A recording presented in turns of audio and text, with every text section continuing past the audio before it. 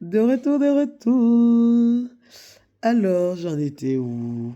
J'en étais, ah oui, au fait que mon mari avait dû trouver du boulot dans le canton de Vaud, en Suisse, à l'opposé de là où nous, on allait aller habiter. Et donc, on est parti quand même pour faire l'état des lieux et signer le bail et tout. Donc, on finit de signer le bail. Quand on arrive là, je vous assure que c'est là, l'ennemi montre les détails, les mauvais détails et tout. Et je m'en souviens parce qu'à un moment donné, on était en train de faire quelque chose. Et je crois que c'est mon fils. La maison donne sur la route, en fait. Sur la route, et il y a un feu juste à l'angle de la maison. Et je crois qu'on était en train de discuter. Et à un moment donné, on se tourne, on ne voit plus mon fils. Il est sorti, le portail était ouvert, il est sorti. J'ai dit, j'ai crié. J'ai eu peur. Ah non, le monsieur était en train de partir et mon fils a suivi le monsieur. J'ai eu peur. Parce qu'on était directement sur la route. Et là, les gens conduisent très mal. Conduisent très mal. Et là, je me suis demandé si on devait vraiment prendre la maison, parce que c'était dangereux pour mes enfants qu'ils soient au bord de la route comme ça. J'ai commencé à douter. Et je dis à mon mari, je dis, tu es sûr qu'on prend cette maison? Je rigole parce que mon mari m'a dit, ah, prends la décision. Moi, je ne prends pas la décision pour qu'après tu dises que c'est de ma faute. Décide, prends ta décision. Vas-y, toi, je te connais, prends ta décision. Parce que si tu es en train de dire comme ça, c'est que tu n'as plus envie de prendre la maison. Je dis, non, c'est pas ça, mais est-ce qu'on prend la bonne décision et tout? C'est maintenant que j'ai commencé à douter. Il dit, ah, en tout cas, ce que tu dis là, c'est ce qu'on fait. Et ça va rester sur moi. Quand je vais dire non et qu'on va louper une occasion, déjà que j'ai dit non pour l'autre, à côté de Nantuel, là encore, je vais dire non. Ça va rester sur moi. Là, j'ai fermé ma bouche. J'ai fermé ma bouche et on a emménagé dans la maison. Franchement, top. Top, les enfants ont bien profité et tout. Voilà, mon mari faisait les va-et-vient, ça l'a fatigué. Au bout d'un moment, il a arrêté et tout. Et figurez-vous bien, quand je suis arrivée dans ce village, on avait un ami, une connaissance qui habite dans ce village-là. Mon village s'appelle Martignan. J'aime bien, je dis que c'est mon Rehoboth. C'est mon Rehoboth. Dans l'histoire d'Isaac, là, où Isaac puisait les puits et on lui faisait la querelle pour ces puits-là, jusqu'à ce qu'il il creuse, pardon, un puits, où là, on lui faisait plus querelle. Et il a dit qu'il a appelé ce puits-là Rehoboth. Rehoboth mis au large. Et je dis que vraiment, Martignan est mon Rehoboth, c'est ma terre promise. Parce que quand on est venu, donc la connaissance chez qui on allait, je suis infirmière et j'ai toujours voulu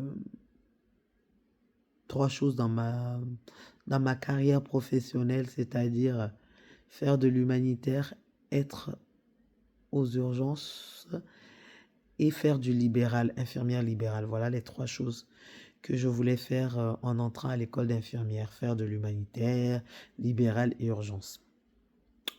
Urgence, j'ai vite fait, ça m'a pas plu. Ensuite, donc quand on est venu dans la zone, on était allé rendre visite à cette connaissance-là. Et là, je lui ai posé la question avec sa femme. Je dis, vous savez pas comment on peut faire pour se mettre en libéral ici? Parce que j'avais essayé auparavant à Gex et on me donnait pas de pistes. Et les infirmières même n'étaient même pas chaudes pour qu'il y ait une autre infirmière. Il y a beaucoup de travail, hein, mais ils n'étaient pas chauds. Bref, je dis que c'était pas là-bas et c'était pas le moment. Donc je lui demande s'il connaissait pas une infirmière libérale et comment on peut faire pour comment on peut faire pour se mettre en libéral. Donc il m'a dit ah mais moi je connais pas, mais voilà il y a 2 cabinets d'infirmiers sur le secteur, voilà, cherche sur Internet et contacte-les. Ils vont te donner plus de renseignements. Entre-temps, j'avais rendez-vous avec le médecin traitant du village pour ma petite dernière pour faire les contrôles. Et je lui ai demandé aussi, il m'a donné le numéro d'une infirmière libérale. Donc, j'ai appelé le premier cabinet avec qui j'ai fait j'ai fait un entretien et j'ai fait des remplacements. Voilà. Et après, bon, je n'ai pas plus cherché que ça. Je vous dis ça pourquoi? Parce que le premier cabinet infirmier que notre connaissance là connaissait, cette dame, Hélène, que je salue aussi et que Dieu la bénisse, qui a été aussi d'une aide, qui est un amour et qui est toujours présent. Et voilà, qui est superbe. Cette dame va chez notre connaissance, fatiguée, elle devait aller faire un test de Covid, un truc comme ça. Elle va chez notre connaissance Landry, que Dieu le bénisse aussi, très gentil avec sa femme. Sylvie, vraiment très gentille. Que Dieu vous bénisse. Donc elle va là-bas. Et là, elle leur dit, vous ne connaîtrez pas une personne, une infirmière qui voudrait se mettre en libéral. Et là, ça leur revient à l'esprit. Je vous dis ça, quelques mois sont passés. Hein. Ça leur revient à l'esprit. Ici, à Fallon. Donc lui, moi j'étais au travail à l'hôpital. Il appelle mon mari pour demander mon numéro. Mon mari lui donne mon numéro. Il donne le numéro à l'infirmière Hélène et il dit, ah, appelle-la parce que voilà, elle vient d'arriver, elle voudrait se mettre en libéral. Je vous dis ça, ouais. Oui, quelques mois passent, hein, parce que j'ai repris le travail en juin. Oui, 2 mois de juillet, août. Ouais, par août là. C'est ça, oui, août.